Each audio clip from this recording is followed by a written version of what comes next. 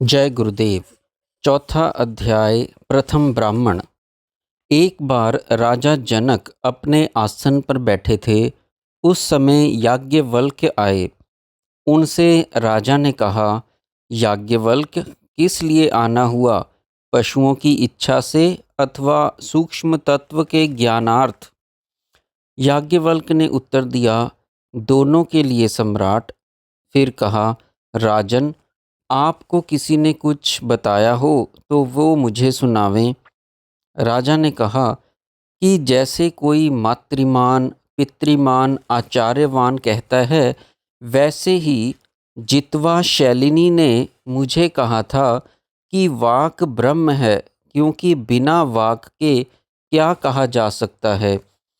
अभिप्राय यह था कि जैसे माता पिता और गुरु से श्रद्धा सहित विधिवत शिक्षा पाई है, वही मनुष्य गुरु किए जाने के योग्य होता है। इसलिए उक्त ऋषि ने कहा, साधन पूर्ण होना ही चाहिए। याज्ञवल्क्य ने पूछा, क्या उसने उसके आयतन एवं प्रतिष्ठा भी बताए? राजा के नहीं कहने पर याज्ञवल्क्य ने कहा कि वह तो उसने एक पाद ही कहा। राजा ने फिर प्रार्थना की कि हे याज्ञवल्क्य, वह हमें आप बतावें। याज्ञवल्क्य ने कहा कि वाक शक्ति का आयतन अर्थात स्थान वाक इंद्री है, और उसकी प्रतिष्ठा अर्थात आधार आकाश है। उसका रूप प्रज्ञा है। ऐसा जानकर उसकी उपासना करनी चाहिए। राजा ने पूछा, प्रज्ञता किसे कहते हैं? याज्ञवल्क्य ने कहा, वाक को सम्राट। वाक से ही बंधुओं का ज्ञान होता है। ऋक, यजुर, साम, अथर्व वेद, इतिहास, पुराण, समस्त विद्याएं, उपनिषद, श्लोक, सूत्र, उनकी व्याख्या, व्याख्यान, इष्टापूर्त, हवन, खाना पीना, यह लोक परलोक और सब भूत मात्र का ज्ञान वाक से ही होता है। इसलिए वाक ही पर ब्रह्म है। इस प्रकार वाक ब्रह्म के उपासक को वाक नहीं त्यागती और सब प्राणी रक्षा करते हैं। ऐसा विद्वान देव होकर देवों को प्राप्त होता है। राजा ने कहा कि हाथियों जैसी 1000 गायें देता हूँ। परंतु याज्ञवल्क्य ने कहा कि मेरे पिता का मंतव्य था कि बिना शिष्य बनाए किसी से सेवा मत लेना। फिर राजा ने कहा कि उदक शैलवायन ने कहा था कि प्राण ब्रह्म है, परंतु उसने उसका आयतन तथा प्रतिष्ठा नहीं कही। याज्ञवल्क्य ने कहा कि प्राण ब्रह्म रूप का आयतन प्राण, श्वास तथा प्रश्वास और प्रतिष्ठा आकाश है। उसकी प्रिय रूप से उपासना करनी चाहिए, क्योंकि सबको प्राण ही प्रिय होते हैं। प्राण के लिए ही यज्ञ किए जाते हैं।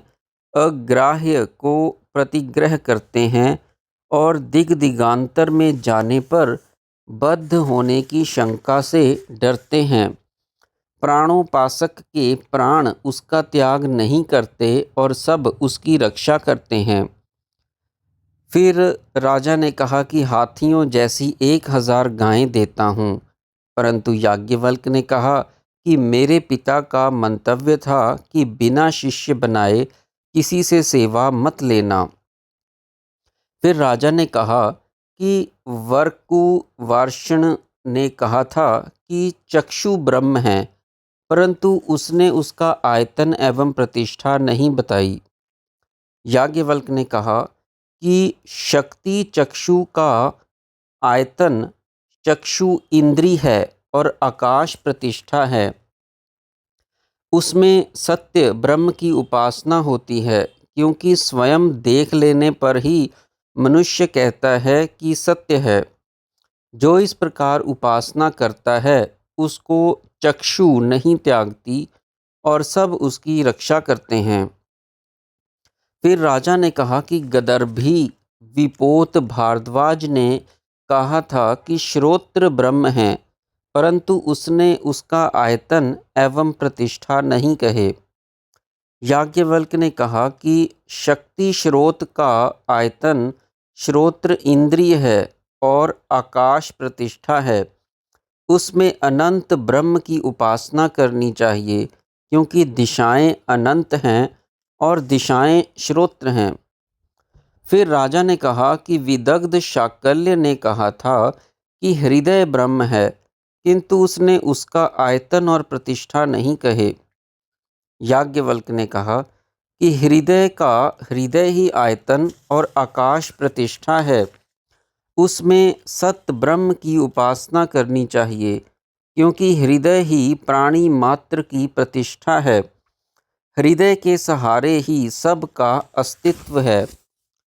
राजा ने कहा कि सत्यकाम जाबाल ने मन को ब्रह्म कहा था, परंतु उसने उसका आयतन और प्रतिष्ठा नहीं कहे।